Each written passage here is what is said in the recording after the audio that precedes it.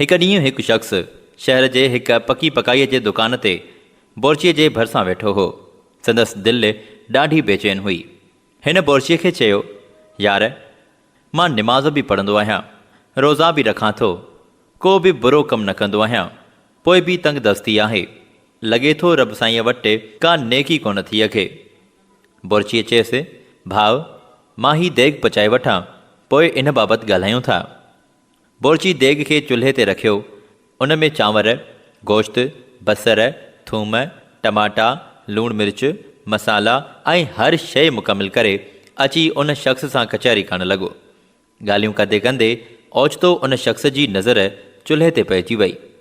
हिन बोरचीअ खे चयो त चुल्हे में बाहि त ॿारी कोन अथई, बिरयानी कीअं पचंदी?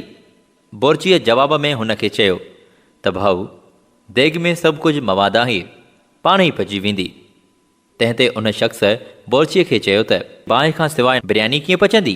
बोरचीअ हुन खे चयो, जहिड़ीअ तरह देग में हर शइ मौजूदु हुजण जे बावजूदि बिरयानीअ खे बाहि खां सवाइ नथो पचाए सघिजे, साॻीअ तरह उन वक़्त ताईं निमाज़, रोज़ो, ज़कवात ऐं ख़ैर ख़ैरात सां कुझु बि हासिलु न थींदो, जेसि ताईं तूं पंहिंजे वजूद खे तक़वा ऐं परहेज़गारीअ जी बाहि नथो ॿारी, ऐं उहा बाहि तुंहिंजे ज़मीर ऐं किरदार खे ॿारणी आहे।